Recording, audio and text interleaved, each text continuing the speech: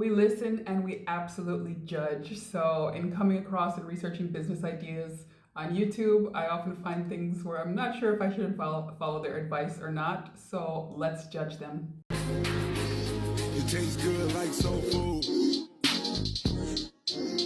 Parked up outside in the old school. The new me back with the OU. The dog always finds his way back home. And so this one is obviously a joke, but it is funny that it comes up when you search #business in the search bar. This next one seems like it's a little bit too much of a risk for me, so tell me what you think.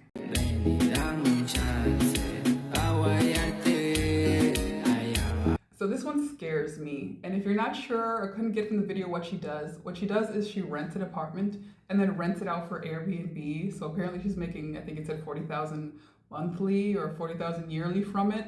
This one, I don't like things that tip the scales on legality. I think there's a lot of things in rental contracts that sort of prohibit you from subletting without letting the landlord know, or things like that. So maybe this one is just a me problem, but I think this is a really bad idea. Tell me what you think. $167 per day using Google News. Step 1, go to Google News. Now look for an article from any of these categories here. As an example, let us use the health category. Next, we choose any article like this one here. Copy the article and paste it somewhere safe. Now let us go to quillbit.com. This is where a bot will rewrite our article so that we will not have any copyright issues. Next, we paste our article in Quillbot and click on paraphrase. Quillbot will completely change our article. Next, we will copy and save the new article somewhere safe. To get paid for this article, let us go to aarp.org. And here is the good news. They pay you up to $2 per word for each article that you submit. If you write a 1,000-word article, you get paid $2,000. You can submit articles in different categories. You are not limited to health alone. To submit an article, just send it to their email right here. And if they like it...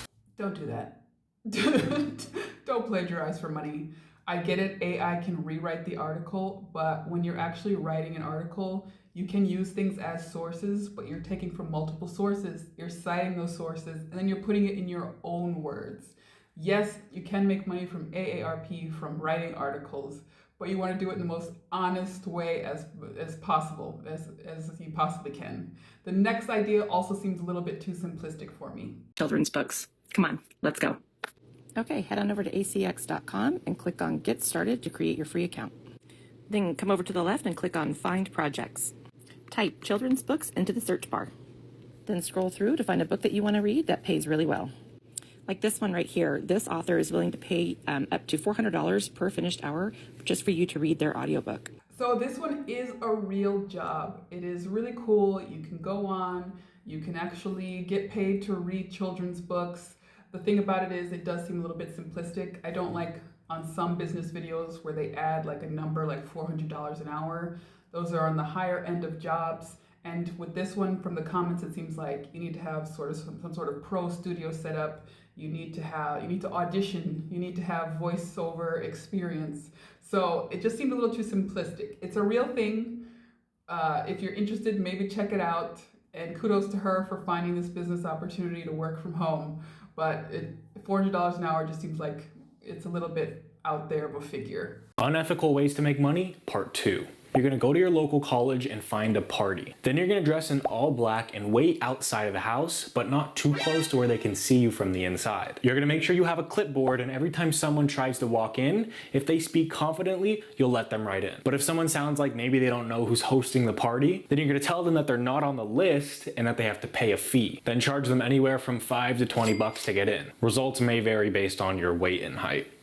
This one is also, again, really funny. If you don't know this creator, his shorts pop up in my feed regularly. He literally has a 64-part series about unethical ways to make money. I don't know why he puts them out in the universe like that, if he doesn't want people to do them, but they're just worth a watch. Break for a second to ask for a like and a subscribe, and if you want to, leave a comment below. Businesses you could run at your school. This one's pretty basic, but it's a good way to get started. Sell gum. Go to Amazon and you can buy a chewing gum assortment of 40 packs for about $15 right now. There are 5 sticks of gum in each pack, so in total, this box has 200 sticks of gum. Now you can sell them for however much you want. If you sold each piece of gum for $1, you'd make $200 minus the $15 you used to buy it, and that's $185 profit. Now $1 might be too expensive. You could sell them for 50 cents each, and that would still get you $85 profit. It's not a crazy amount of money, but business is business, and you never know what'll happen. So this one again might be a me problem, but I don't like this. I think you can get in trouble at school for doing this. And also, if you think about right now, we're all really mad at companies for price gouging and using inflation as an excuse. And then you're teaching kids how to do it really early with like $1 for a stick of gum. There's something about this that rubs me the wrong way. Let me know what you think. Idea that I have 90% off. If I bought all of them, I could sell them all next year. Then I gotta wait a whole year. And I probably have to invest like $500. I do like this idea. And I've seen other videos where people will go to like Target and Walmart and like buy up all the clearance and then resell on Amazon. That annoys me to no end. I hate that because I only shop clearance. And sometimes I go to Walgreens and all the really good clearance is at Walgreens and the whole row is like gone, just completely empty. But this one to me doesn't bother me if it's like a seasonal item. If it's like wrapping paper or something that's for a holiday, I don't know why, but if someone bought all those, I like wouldn't care. Maybe because I don't really celebrate holidays. But let me know what you guys think about this one. Would you buy a frozen dinner that tastes like toothpaste? In 1982, Colgate, the toothpaste company, decided it wanted to expand into the frozen dinner market with kitchen entrees. The idea was to offer convenient meals for busy people and expand their brand from the bathroom into the kitchen. But here's the problem. People thought exactly what you and I are thinking. When we think Colgate, we think minty fresh, and that's the last flavor I want in my lasagna or my chicken dinner. After launching the brand and realizing that nobody was buying the products, they quietly shut it down, but not before people made fun of them. Since then, they've stuck to toothpaste. Was this a bad idea? Yes. It's because brands, when they like expand, really need to expand into something that's like adjacent to what they already do or are already known for. I could just see this as someone was in a marketing meeting and they're like, how can we branch out? How can we get more people's teeth to be dirtier? How can we get involved in dirtying or messing up people's teeth? Why don't we create, TV dinners and desserts so they buy more of our toothpaste? I don't know if that's how it went. Let me know what you think. Middle-class business idea. A couple genuinely believe they will be able to quit their jobs and make a living selling an expensive, artisanal version of muesli. Lawyers Eleanor and Martin Bishop passionately believe they can escape the rat race by pissing their money up the wall on a poorly thought-out business venture. Eleanor said, "We adore going to our local farmers market and spending ridiculous sums on mundane food items that have been wrapped in brown paper so they seem all handmade and rustic. So we thought, why don't we do it too? We both love our homemade muesli, so there's clearly a massive market for it. We'll probably end up on Dragon's Den going into business with Peter Jones.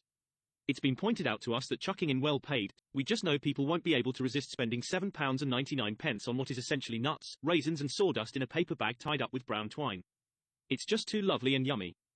Friend Nathan Muir said, "I could buy 5 times the amount for a third of the price in Sainsbury's, you total bellends. And it would actually taste nice." If you couldn't tell, that one was a satire, that one was a joke as well.